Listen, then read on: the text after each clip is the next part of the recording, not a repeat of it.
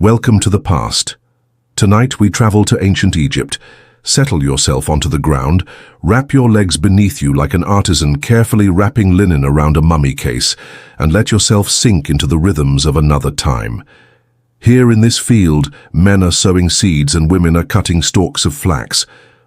Behind them, a farmer guides his donkey laden with grain, its bells tinkling like the song of a distant loom. His son walks beside him, bare feet kicking up the dust, and the family dog trots happily ahead. Here in the fields of Egypt, the day begins before the sun climbs high in the sky and continues until its light begins to fade. Each movement is deliberate, each action purposeful. These people live close to the land. They know the importance of every seed, every bite of bread they harvest. They respect the river that brings life to the dry earth, and they fear the day it turns against them. In their homes they share meals with their families, telling stories by the light of oil lamps and sleeping soundly beneath the watchful eyes of their gods. On the walls of their houses and throughout their cities, scenes of everyday life unfold. Someone grinds grain in a hand mill while her daughter nurses her baby. Nearby a man sharpens a chisel. A fish seller holds up a silver carp, scales flashing in the sunlight. Men drive herds of cattle, sheep and goats through the dusty streets and across the fields. Someone plays a game of sonnet on a board inlaid with ivory. A potter shapes a vase on his wheel, the rhythmic scrape of his tool echoing the cycles of life and death that have repeated themselves since time began. Here, people eat bread dipped in beer and priests offer prayers and gifts to the gods. Sometimes at the edge of town, near the river, they find treasures washed up from faraway lands. A craftsman holds up a necklace made of precious stones, each faceted gem catching the light like a piece of sky. And as the sun sets, they watch toy boats racing across the surface of the water, cheering and laughing together. The great monuments seem very far away. In these peaceful villages along the Nile, kings come and go, but the seasons keep returning. The river rises and falls, the crops grow, are harvested, then return to the soil so that new life can begin. Here death is a visitor who comes for some, but not yet for all. The smell of freshly cut papyrus hangs in the air. Children chase each other through tall grasses, their laughter carried on the breeze. A girl wearing a colorful dress holds a lotus flower to her nose. Her brother leans against a wall whittling a piece of wood. Someone rows a boat along the river, their paddle dipping rhythmically into the water, creating patterns of ripples that spread outward like the rings of a stone tossed into a pond. Here children play with dolls, make offerings to the gods, tend flocks of geese, pick ripe fruit from fig trees, and listen to the tales their parents tell. They do not know about the conflicts that flare and die out in distant places. They do not hear the cries of prisoners or the screams of men being put to death. Theirs is a life of simple routines, quiet joys, and deep connection to the world around them. Their days pass in the golden light of everlasting summer, and they have no reason to think anything will ever change. But there is someone who wants to change everything. He has been obsessed with the afterlife since he was a boy, and now, as a young king, he has begun building his eternal home deep in the earth.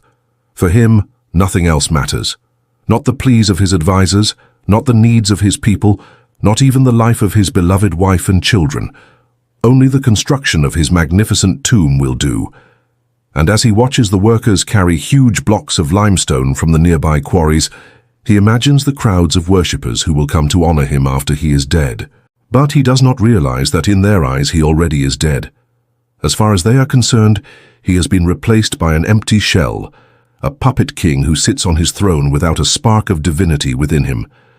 As the years pass, they whisper his name with disgust and fear, and when he dies, no one weeps, no one dares touch his body, no one wants to be defiled by the king who would become a god. Outside the palace walls, a small group of servants gathers. They share food and stories, laughing and crying together.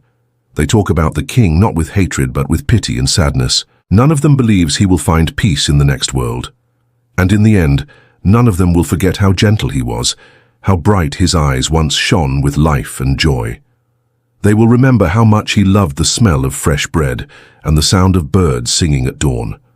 They will remember the human side of the great king because they knew him when he was still a man, before he abandoned everyone and everything to worship the sun god and build himself a mountain of gold to rule from in the afterlife.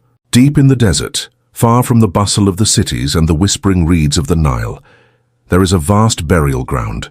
Thousands of tombs are scattered over the sand, like grave markers at a crossroads between two lives. Here, men and women who prepared the bodies of the dead for their final journey were buried when they died. Their bones mingle with the dust that once wrapped the mummies of pharaohs, nobles, and nameless souls alike. Among them is a young woman who worked in the preparation rooms, carefully washing and anointing the dead. She knows the rituals well, and she performs her duties with quiet dignity, but her thoughts often drift to the life that lies beyond this valley of the shadows. At night, she dreams of a meadow full of flowers, a river flowing with sweet wine, and a banquet with tables laden with every kind of food. Then she wakes up and returns to her tasks, finding comfort in the familiar rhythms of her work. The village where she lives with her husband and children is small, with narrow streets and houses built close together. The air is thick with the smell of incense and the murmur of voices chanting prayers. Every evening after sunset, people gather in the temple to pray and make offerings to the dead. Some come to honor ancestors, others to beg for help in their time of need. Here the priestess leads the faithful in a procession, carrying lotus blossoms, burning incense, and pouring out libations of wine. She dances slowly, gracefully, and speaks in a voice that seems to come from another world. Her words are ancient and powerful, and they weave a spell that carries the prayers of the villagers beyond the veil. The young woman joins in, letting the words flow through her like water from a broken dam. The floodgates of emotion open, and she pours out her grief, her hope, her love for her family, and her faith in the afterlife. As the ceremony ends and the villagers disperse, she lingers a while longer, taking comfort in the lingering scent of incense and the echo of the chanting. She feels a sense of peace settle over her, and she knows that whatever challenges may lie ahead, she is not alone. In a wealthy house, women bathe and adorn themselves with cosmetics, perfume, and fine clothing. They wear elaborate wigs and jewelry, and sip wine from crystal cups. One woman sits having her portrait painted by an artist. Her pose is elegant, her gaze steady. She wears the distinctive emblem of her status, and her identity is written in the hieroglyphs that decorate her home and adorn her belongings. The artist works quickly, sure of his skill. He dips his brush into a pool of blue paint and sweeps it across the canvas, capturing the essence of his subject in a single stroke. As he paints, he thinks of the countless other portraits he has created, each one a masterpiece. He takes pride in his craft and knows that his paintings will be treasured for generations. Meanwhile, outside the house, a team of laborers carries large blocks of stone toward a massive structure already several stories high. The stones are too heavy for them to carry, so they use levers and rollers to move them forward. The leader of the workers directs them with loud commands, and the others respond in unison, their movements precise and efficient. As they work, they take breaks to drink beer and eat bread, sharing stories and jokes. Despite the heat and the dust, they enjoy their work, knowing that they are building something that will stand for eternity. When the structure is complete, they will have created a monument that will outlast them, a testament to their skill and endurance. They do not know that inside these walls there will be unimaginable wealth, enough gold and precious materials to buy the loyalty of the entire city.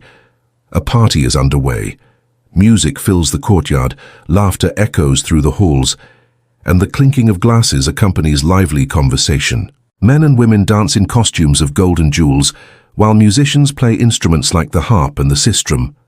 Food and wine flow freely, and guests admire the beautiful gardens filled with exotic plants and animals. The host receives visitors in a grand hall decorated with intricate carvings and paintings. He is dressed in the finest clothes, and his head is adorned with a crown. The women at his side are his wives, and they too are dressed in rich garments, their hair and faces adorned with gold and precious stones. The king talks with a group of nobles and priests, discussing important matters of the kingdom. He listens intently, nodding his head, and occasionally adds his own thoughts to the conversation. The party continues late into the night, and the festivities are a celebration of the wealth and power of the kingdom. At the edge of the city, someone hides in the shadows, watching the festivities with envy. They do not dare join the revelry, but they cannot help but be drawn to the music and the laughter. As they watch the king and his nobles dance and drink, they think about their own life of poverty and hardship. They wonder what it must be like to have so much money and power, and they dream of a day when they too can live a life of luxury and ease. The year is 2498 BCE. Akhenaten the pharaoh sits upon his throne. His eyes, sunk deep in his skull, seem to look through you. His hands are spindly fingers, almost bird-like. His head is strangely elongated, the shape emphasized by the tight black bands around his crown. For a moment, you think he looks not quite right, as if something is amiss. And then you realize it's the smile, fixed and wide, plastered upon his face, making it seem permanently split. It's a smile you might wear in front of your pharaoh because you know he sees all and wants only adoration. And what does Akhenaten do? He smiles back. Then he speaks, and his voice is oddly high-pitched, more suited to a court singer than a godlike ruler. He announces the arrival of a new god, Aten. The courtiers cringe internally. Akhenaten has spoken of this sun disk god before, and every time he does, some part of them dies. Here the sun god is just one among many. Anubis watches over the dead. Ra fights the serpent goddess. Mut, Isis, and Nephthys watch over the king. But Akhenaten wants a simpler pantheon. One god is enough. God is. And now Aten must be worshipped above all others. The courtiers bow their heads. Once again, it will take weeks to chisel and paint new shrines, to haul new statues from the workshops, to retrain priests in new rituals. What does it matter? As long as the pharaoh is pleased, Aten will soon shine down on all Egypt, banishing the darkness of the old ways. Akhenaten's revolution began subtly. He had changed his name from Amenhotep, meaning truth of the inmost, to Akhenaten, which means useful, serviceable Aten. Then he began to favor a new style of dress, lime green kilts and broad collars, inlaid with lapis lazuli, a color usually reserved for the sky. Soon all officials wore these colors too, while commoners were told to continue wearing traditional white. This wasn't easy. Linen was expensive and bureaucrats loved to show off. The king also insisted that everyone abandon their traditional home shrines and pray daily toward the east, where Aten rises. Those who couldn't afford their own personal shrines made do with whatever they had. A smooth stone slab, a shelf on a wall, even a polished pot. Sometimes they gathered, whole families praying silently toward the east, and in the evenings they feasted, drank beer, and sang songs to the glorious sun god. You heard them singing one night as you walked home from the temple of Ra, where you've just helped an official complete his evening prayers. It's a new song, catchy and lilting, praising the Aten and asking for health and prosperity. The next day, you hear other courtiers singing it. The day after, common folk on the street join in. Before long, the entire city seems to be singing the praises of Aten. Some people don't. Old High Priest Horemheb stands stiffly watching, arms crossed, as Nefertiti leads courtiers in a new dance celebrating Aten. And later, as you walk past his temple, you see how his priests have turned away from the sun, their forearms pressed flat against the walls, their gazes fixed upon the floor. You're a scribe working in the royal court, charged with recording the deeds of the pharaoh. You've come to record Akhenaten's most recent pronouncement. He has established a new city, a city unlike any other. Its name translates roughly to Horizon of Aten. It's where Akhenaten wants all of Egypt's skilled workers to come and live. Scribes, craftsmen, masons, carpenters, metalworkers, weavers, perfumers, all are invited to move. The king promises them fine houses, exemption from taxes, and a share in the wealth the city will generate. At first, the workers come hesitantly, wondering why the pharaoh would want such crowds living so close. They begin building the grand complexes that will surround Akhenaten's palace, each wing more luxurious than the last. The city sprawls and grows, and still the workers come. People from all over Egypt pour in, bringing goods and services, food and fuel. Soon, the horizon gleams with the bronze of metalworkers, the blue of glass makers, the red of bricklayers, the grey of stonecutters, and the gold of jewelers. All the skills that make Egypt run, all the things that please the eye and the heart are gathered here. This is what Akhenaten wants. A place where everything needed can be produced, where he can keep all of his workers near him. a place where he can shape not only religion, but life itself. In Amarna, you go about your business. Your master sends you to the granary to collect grain, and you see the piles of grain from across Egypt, overflowing from baskets, spilling onto the floors. Everything is here, grain from the north, wine from the south, fruit from the east, vegetables from the west. There are vegetables you've never seen before. The manager gives you a quick once-over before nodding and gesturing to a pile of grain. You stuff sacks full until your shoulders ache. The journey home is slow, and you wonder why Akhenaten is wasting grain feeding the workers, grain that could feed the starving. You don't understand the king's obsession with beauty either. When you visit the markets, you see merchants selling exotic birds with feathers the color of lapis lazuli, and you see Akhenaten's daughter Tutkhaten inspecting precious stones, demanding to know where they came from, how they were cut, and who will polish them to a finer shine. The king cares about nothing else but beauty, and now he wants you to make him a sculpture of the royal family. He wants it finished quickly, and he wants it perfect. You go to your workshop where rough blocks of wood wait patiently for you to carve them. Carefully, you select a block of cedar wood, run your hands over it, and find a place to start carving. You aren't used to sculpting people. Usually you carve furniture, chairs with cane seats and tall stools, chests to hold clothes, and lamps shaped like papyrus plants. But you try your best. Day after day, you carve features out of the wood, smoothing each curve until you're satisfied. The faces come easily, the bodies much harder. You add the final touches, the king's spindly fingers, the queen's almond eyes. You step back and admire your work, then set it on a sled and bring it to the palace. The king looks at it, turns it slowly, and nods his approval. You've captured his features well, the bulbous eyes, the narrow waist, the feathered headdress. Years pass and your children are born. You teach them the skills you've learned. Your son carves toys, while your daughter learns the secrets of pigments, mixing them to match the colors of courtiers' dresses, the blues of the sky, the yellows of sunlight. She takes her paints to the streets and decorates houses, turning ordinary brick into palaces of art. But after 5 years you get bad news. The pharaoh is ill and perhaps won't recover.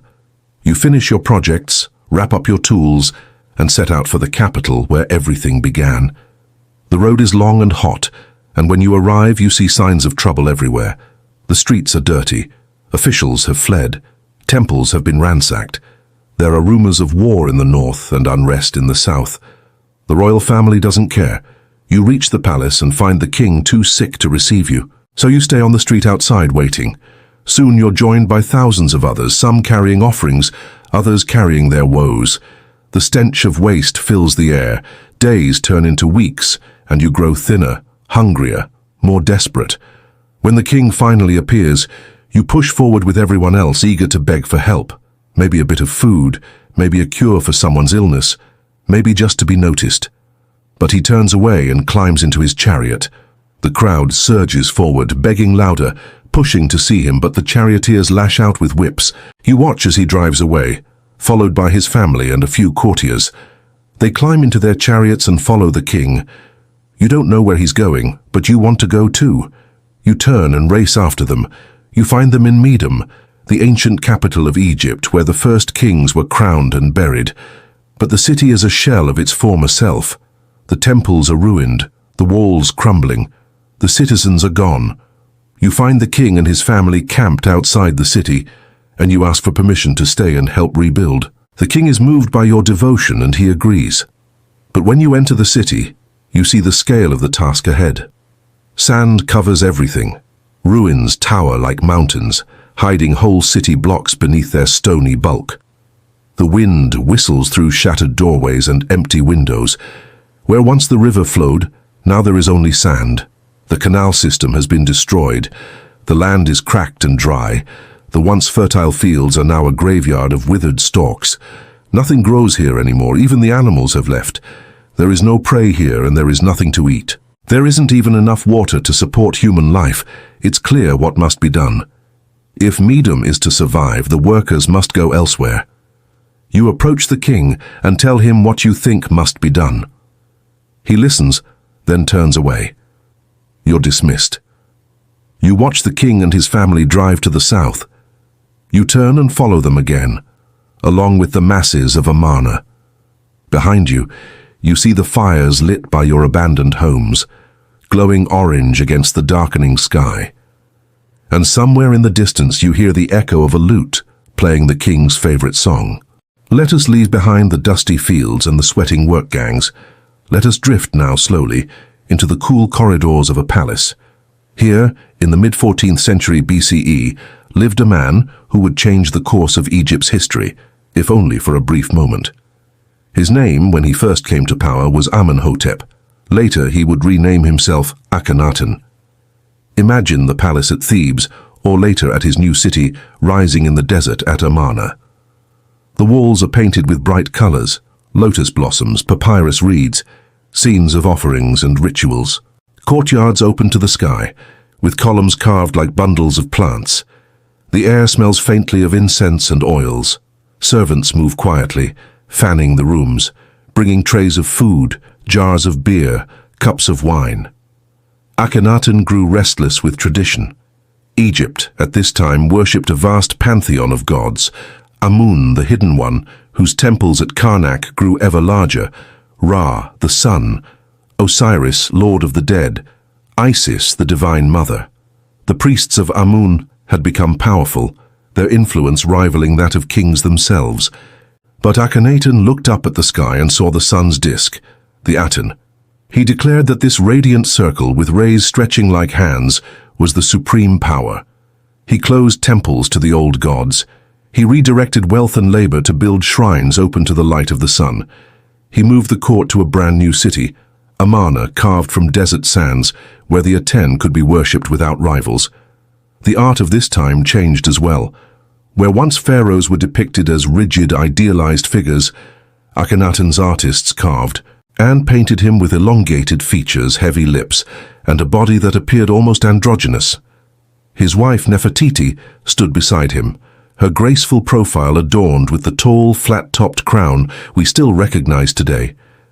Together, they were shown beneath the rays of the Aten, their children nestled in their laps, receiving life from the sun's touch. This was a startling shift.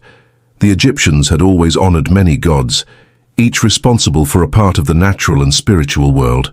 Now they were told to worship one, but change is never simple. The people still whispered prayers to the gods of their ancestors. The old temples, though shuttered, were not forgotten. The great priests waited, resentful, as their influence was stripped away. Farmers in their fields still muttered thanks to Hapi, the god of the Nile flood when the waters rose. Mothers still prayed to Taweret, the protective goddess shaped like a hippopotamus when childbirth approached. Akhenaten's vision was grand, but it was brittle. He poured resources into building Amarna, leaving other parts of the kingdom neglected. Foreign allies complained of being abandoned, their letters piling up unanswered in the palace archives. The people labored under heavy demands, constructing new temples, carving stelae, painting walls with rays of sunlight and the name of Aten. And then, as suddenly as it had risen, the vision ended. Akhenaten died, whether by illness, accident, or some quiet removal, history does not say. His city was abandoned. His successors, including the boy king Tutankhamun, restored the old gods.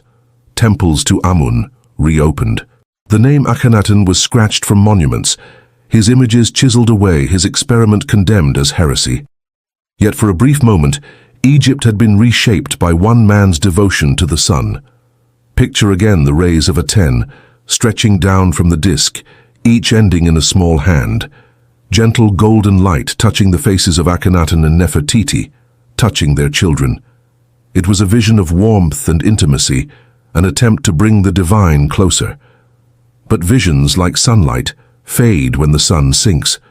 By nightfall shadows return, and so Akhenaten's dream dissolved. The old order returned, stronger than before.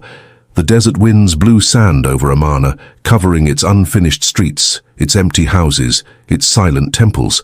What remains are fragments, inscriptions scratched hurriedly into stone, busts of Nefertiti serene and unbroken, tablets of clay, letters from foreign kings wondering why their messages went unanswered, and the ruins of a city where the sun once ruled alone. As we leave Amarna behind, With its half-buried walls and wind-swept courtyards, our path takes us not to palaces or temples, but to a much humbler place.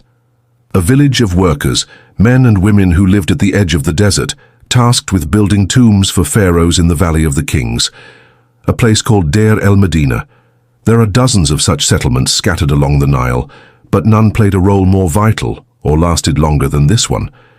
The name Medina means city, while Deir means monastery, though these were hardly holy places. Rather, these were worker cities, housing the gangs who carved tombs into the desert cliffs, designing the traps and treasures for the afterlife, creating false doors and passages hiding chambers filled with gold and jewels, all in the hope of easing the pharaoh's journey to the underworld. They lived in neat rows of houses, attached to workshops with tools laid out on benches, next to supply depots stacked with grain and meat. Theirs was a life of routine. When the Nile flooded, they planted crops and harvested grain.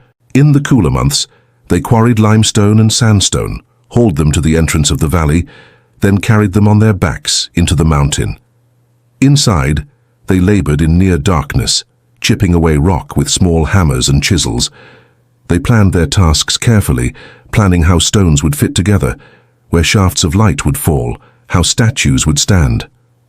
Sometimes they worked for days without seeing daylight, breathing in dust, listening to the drip of water seeping through the cliffs. The pay was meager, just enough to keep families alive. The men slept on mats, ate simple meals of bread, beer and vegetables. The women ground grain, wove cloth, sewed garments. Children, too young to chip stone, ran errands, fetching water or hauling bricks. At night, when the full moon turned the desert paths to silver, they left their tools aside and walked up the valley, escaping the close walls of the tombs to sit around fires, drinking beer and eating figs. Some gambled with knuckle bones. Others played a board game with a ball made of papyrus and a net. Some sat with their families, eating dates while watching boys kick a leather ball. Still others gazed up at the stars and told stories about Thoth, the ibis-headed god of wisdom, writing, magic, and the moon. The villagers of Deir el-Medina lived alongside their dead, generation after generation. When the new kingdom began to crumble, they kept working, burying pharaohs from two different dynasties, the 18th and the 20th, until the reign of Sheshonq I, when Thebes fell and the Egyptian kingdoms collapsed. Only then did the worker city start to empty, its houses crumbling, its granaries robbed. Though it had outlived its purpose, the villagers stayed on. For centuries their houses were reused by those seeking refuge from the desert storms. Later, it became a necropolis, the final resting place of ordinary men and women. They died here too, leaving behind pottery and furniture, mummies wrapped in linen and placed in brick tombs. Through all of this, the Valley of the Kings remained sacred. No one dared plunder the tombs of the pharaohs, even though the treasures inside were legendary. The curse of the pharaohs, as it came to be known, kept looters away. But the curse too has faded with time, and the treasures are gone. The treasures are gone, whether carried off by grave robbers or moved to museums. All that's left are fragments of colored plaster, bits of broken statuary, pottery lying in the dust, a glimpse into the lives of people long dead. We know their names now, men like Rameses the Moss, who carved for 30 years, or Sarenhat, who designed traps and paintings, or Tutuya, who polished granite and painted tombs with scenes from the Book of the Dead. Their names are on the walls, on the palettes they used to mix paints, on pieces of ostraka, small pieces of pottery used as informal writing tablets. Even here, in the eternal darkness of the tombs, the Egyptians left us traces of themselves, bits of their language, their religion, their daily lives, the echoes of their songs. We stand now at the edge of the great King Tutankhamun's tomb, discovered in 1922, the only royal tomb found intact. It's easy to get lost in these places, staring at the treasures of gold inlaid with precious stones. And yet imagine the people who built this place, the architects, the painters, the stonemasons, the scribes, the laborers who pulled the heavy ropes to lift huge blocks of granite into place. Remember them as we leave, not with empty tombs, but with the memory of those who made them, the people of Deir el-Medina. The Nile River courses north, reflecting the radiant blue of the Egyptian sky. Along its banks lie Memphis, Thebes, and Abydos, three cities linked by trade, war, and the worship of Osiris. While many Egyptians toiled under the lash of the sun, living hand to mouth, the wealthy elite enjoyed a life of leisure and luxury. Though archaeologists have discovered a number of domestic settlements like the village of Deir el-Medina, we know surprisingly little about how ordinary people lived. Most of what we know comes from the records of the great, the temple-building campaigns, military expeditions, and lavish burials of the pharaohs and their courtiers. What follows is an attempt to bring to life the world of the Egyptian elite, based on what we learn from the monumental architecture, art, literature, and material culture they left behind. Our path begins in Thebes, a city of dazzling wealth and cosmopolitan culture. To understand what made it so rich, we need only follow the course of the river. Look out over the flat fields of the delta. See how easy it is to travel by boat. Imagine the current carrying you downriver, past Memphis and Abydos, and into the eastern desert all the way to the Red Sea and the land of Punt. Thebes was strategically placed to grow rich on trade. It was also home to the royal treasury of Egypt. Here, deep within the heart of the country, the pharaoh kept the wealth of the kingdom, the spoils of war, the taxes of the provinces, and the tributes brought in by trading ships. Wealth was never far from the surface, shaping every aspect of court life. Walls were covered with precious metals, thrones were inlaid with ivory and gold, furniture and weapons were made of exotic woods, servants carried scented oils to anoint the pharaoh, musicians played harps and lutes to accompany singers and dancers, courtiers dressed in fine linen and perfumed themselves with fragrant oils. The streets echoed with the sounds of merchants, hawkers, and visiting diplomats. No wonder the artist who painted the tomb of King Tutankhamun filled it with images of Thebes, showing the pharaoh strolling through its bustling streets. Now imagine yourself standing before the entrance to the tomb. You can see that the burial chamber itself is richly decorated, furnished with chests and tables, and full of possessions fit for a king. But the passage leading to it is dark, narrow, and steep, designed to be difficult for anyone trying to sneak inside. Back then, people believed that the underworld was much like the world above, full of danger and uncertainty. After all, the Egyptians had seen firsthand the merciless forces of nature and the violent consequences of the pharaoh's wars. So when you entered the tomb, you had to be prepared for anything. To pass safely through the passage, you would need to navigate traps and puzzles. First, you would need to find the correct path through a maze. Then you might encounter riddles to solve or obstacles to overcome. Only by demonstrating intelligence and quick thinking could you hope to reach the burial chamber. But once you arrived, you would discover that death held no terrors. Instead, you would be rewarded with a glimpse of paradise. When Tutankhamun died, he was only 19 years old. His reign was brief and uneventful, but in his tomb, the Egyptians created an afterlife of splendor and calm. Look around you. The walls are painted with a clear, bright blue, dotted with golden stars. They shimmer as if reflected from the night sky. Across the ceiling, winged goddesses spread their arms, holding out flowers and fruit. At the end of the passage, the burial chamber opens up before you. Here the young king sits enthroned, wearing the crown of Upper Egypt. On the wall beside him, a servant pours out a ceremonial jug. The offering stands ready, along with loaves of bread, jugs of wine, cups of beer, and plates piled high with goose, duck, and quail. All around the room, scenes from the Book of the Dead unfold. The king is shown sailing across the underworld, receiving the blessing of Osiris, god of the dead, and traveling to the field of reeds, a paradise of peace and beauty. But the afterlife was not the only source of wealth and comfort. Just outside the tomb in the Valley of the Queens, Osiris as a wife, Queen Nefertiti stands beside the river. The water is dark and still, reflecting her profile as she gazes into its depths. Behind her, papyrus plants sway in the breeze. Before her, the sun shines brightly over a lush field of crops. She wears a long dress of fine linen.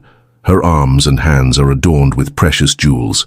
Her elaborate headdress is set with golden flowers and topped with a tall plume. In her hand, she holds a flail and a crook, symbols of her role as a shepherd of her people. Although Queen Nefertiti was born in the city of Thebes, she spent most of her life in Amarna. She was famous throughout the ancient world for her beauty and intelligence. She worked closely with her husband Akhenaten to transform Egyptian religion and culture. Yet even in this time of great change, she could find moments of peace and quiet. She might have come to the riverbank to relax after a long day of ruling, or perhaps she visited this spot to connect with the natural world. Even a queen needed a break from time to time. We are now approaching the end of our journey. Ahead, the path leads to a grand palace complex. Behind us lies the city of Thebes. To our right is the river flowing towards the sea. Beyond it, we can just make out the distant desert. Here in this moment, on the verge of ancient grandeur, we pause to consider the breadth of Egypt. In the distance, the sun glints off the river Nile, a thread of molten gold winding through the landscape. Here in the heart of Egypt, the pharaoh's power was concentrated. Here too was the source of his wealth. But elsewhere along the river's length, life was different. There were hundreds of towns and villages, each with its own customs, concerns and hopes. The great monuments we have visited today represent only a fraction of the country's history. Dozens of dynasties ruled over Egypt over the course of 3,000 years. During the Old Kingdom, pharaohs built magnificent pyramids of stone. In the Middle Kingdom, they constructed vast temples and mortuary complexes. In the New Kingdom, they expanded their empire outward, conquering new lands and bringing back unimaginable riches. Each pharaoh dreamed of leaving a legacy more impressive than the last. The result was a landscape dotted with palaces, tombs, and monuments. And yet, despite the scale and ambition of Egypt's rulers, it is the small details that capture our imagination. A servant sleeping in the shadow of a column, a farmer driving his oxen across the desert, a craftsman hammering out a piece of metal, a woman grinding grain, a child chasing a dog, a scribe recording numbers on a papyrus scroll. Ordinary people went about their daily lives, making the civilization of ancient Egypt thrive. Today we have reached the end of our journey. As you stand here looking out over the River Nile, remember that you are witnessing the legacy of thousands of ordinary people.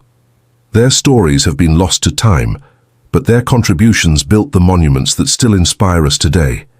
Take a moment to appreciate the ingenuity, creativity, and hard work of the builders, artists, servants, farmers, soldiers, and scholars who helped create this extraordinary civilization. What did you find most surprising or interesting about ancient Egypt? Tell us in the comments below, and remember to subscribe for more journeys into the ancient world. Luxurious living wasn't just for the pharaohs in ancient Egypt. The Egyptian economy generated enough wealth that there was a class of wealthy nobles who lived lives very different from the average Egyptian. But how did they spend their time? What did they wear? How were their homes decorated? Today we're looking at life through the eyes of an Egyptian noble. Join me on a journey as we uncover the secrets of their day. From the quiet streets of Deir el-Medina, we drift now to another Egypt entirely. Thebes, a city alive with temples, gardens, and sprawling houses of the wealthy. Here life unfolds in rhythms very different from those of farmers or workers in the desert. Imagine waking up in a noble's house in Thebes. It's not to the insistent call of the sunrise or the clamor of activity. Instead, it's to the gentle murmur of servants moving about their day. The sun streams in, filtering through delicately woven mats that cover windows, creating dancing patterns on the cool flagstone floor. Light pours in through the open doorway to the courtyard, where palm trees sway and lotus blossoms perfume the air. As the morning mists away, you hear the splash of water carried from a clay jar to water the plants. If you're a male noble, your day begins with a visit to the bathroom. Here, on a raised dais, you wash your hands and face with perfumed water and dab on some sweet-smelling myrrh oil. You shave with a sharp piece of obsidian, the black volcanic glass prized for its sharpness. Then smooth the skin of your face and neck with creams made from almonds or lotus flowers. Your wife, though, bathes in a private room, while female servants remove any unwanted body hair with a soft wax made from sugarcane. Then she, too, adorns herself with fragrant oils, necklaces of gold and faience, and perhaps even a touch of kohl around her eyes. Both of you dress in linen, finer and softer than the rough cotton worn by the poor. Your tunic falls in elegant pleats. Your long white overrobe drapes majestically. You adjust your wig, a carefully crafted imitation of closely curled natural hair, setting it off with a fillet of fine linen. Finally, you step out into the morning, ready to greet the day. The nobles wake not to the strain of fields or quarries, but to servants preparing meals of bread baked from fine flour, dates, figs, honey, and cuts of roasted meat. Their day begins with breakfast, a leisurely affair held in the shade of the courtyard. Figs and grapes spill from baskets onto the table alongside loaves of bread. You spread honey on slices of bread, dip grapes into cups of spiced wine, and as you eat, servants move among you, filling your cups, removing dishes and keeping flies away with burning resin. After breakfast, you stroll through the garden, the gravel path shaded by colonnades.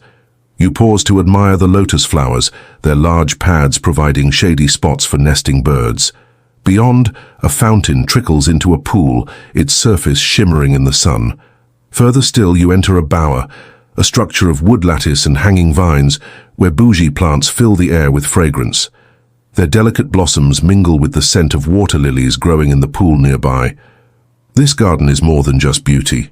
It's a symbol of wealth, a place to relax and entertain guests. You might sit on a stone bench, sip wine from a silver cup, and watch as servants prune a nearby fig tree. As the morning warms, you move to the shade of a pavilion.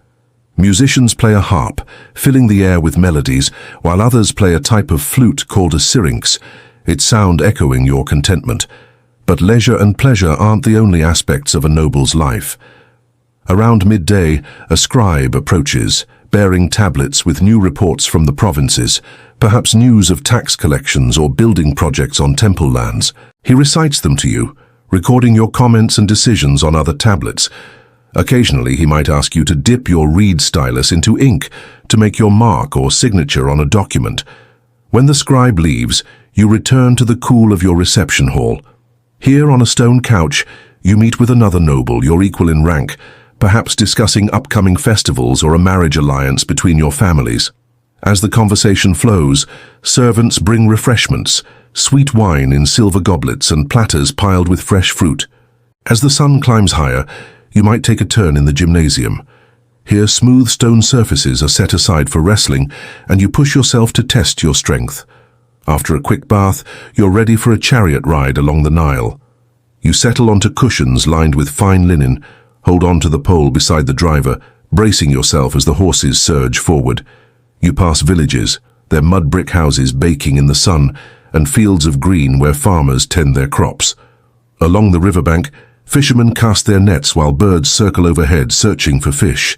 After a few hours, you return home, refreshed and ready for the afternoon. Perhaps you've decided to sponsor a small festival honoring the goddess Hathor, and you oversee the preparations. Musicians tune their harps, dancers practice their steps, and servants string up colorful garlands across your courtyard. The afternoon is filled with the murmur of activity as everyone prepares for the evening celebration. The women don elegant dresses with wide flowing skirts. Men tighten their girdles to ensure their kilts hang properly. Masks are applied, each representing a different goddess or mythical creature. The climax arrives when Hathor herself enters, borne aloft on a decorated sedan chair, carried by 8 strong men. Incense drifts from a censer held by a priest, mingling with the scent of lotus blossoms worn by the dancers as they move to the sound of drums and harps. You join in, offering wine and clapping along with the rest of the crowd until the celebration ends and the last notes of music fade into the night. As dusk falls, you return to your home, where servants have already begun preparations for dinner. Silver goblets are polished, cushions are arranged, and linen cloths are smoothed over tables piled high with food. The evening air is filled with the scent of roasting duck, sweet figs, and honeyed cakes. Once seated, servants bring forth dishes of roasted goose, fresh bread still steaming from the oven, and platters overflowing with figs, dates, and grapes. Goblets are filled with wine, sometimes mixed with herbs, nuts, or honey for added flavor. While you eat, musicians play, their voices weaving tales of gods and heroes. When dinner ends, servants clear away the remnants of the feast, leaving clean cloths and cushions. In the cooler evening air, you walk once more through your garden, the moonlight casting long shadows through the papyrus columns. At a small temple within your estate, You pause to light some incense, pouring a libation of wine onto the ground before the small shrine dedicated to Osiris, god of the underworld and rebirth. You might recite a prayer, asking for blessings on your journey to the afterlife, where reeds and lotuses grow eternally. Returning to the house, you lay down on a bed covered with fine linen. Servants tuck in the linen curtains around you, creating a darkened room. With the gentle glow of oil lamps reflecting off the walls, you might read some poetry, enjoying the quiet of the night before sleep claims you. For the nobles, appearances are vital. Cosmetics are part of daily ritual. Men and women alike use kohl, a dark line drawn around the eyes to protect from sun glare and also to enhance beauty. Skin is softened with oils, scented with frankincense or lotus. Wigs of carefully curled hair are placed upon shaven heads, decorated with beads or flowers. The ritual of grooming is as important as the meal itself, a signal of refinement and status. The life of an Egyptian noble was one of both privilege and responsibility. While they enjoyed luxuries unknown to the average citizen, they also had duties to perform, offerings to make and taxes to collect. Even in their leisure, the shadow of eternity fell upon them, constantly aware that their lives on earth were but a preparation for the journey to the afterlife. And so, as the music of a noble banquet fades into silence, we're left to wonder what secrets lie within those grand estates, what stories echo in the empty courtyards, what whispers linger in the moonlit gardens. We can almost hear the echo of their voices, the clink of goblets, the rustle of fine linen, the murmur of prayers to the gods. This too was Egypt. Thank you for joining us on this journey through ancient Egypt. If you enjoyed today's video, be sure to stay tuned for more. Don't forget to like, share, and subscribe. Your support helps us continue to bring history to life. Until next time, may your days be filled with sunshine and your evenings with starlight.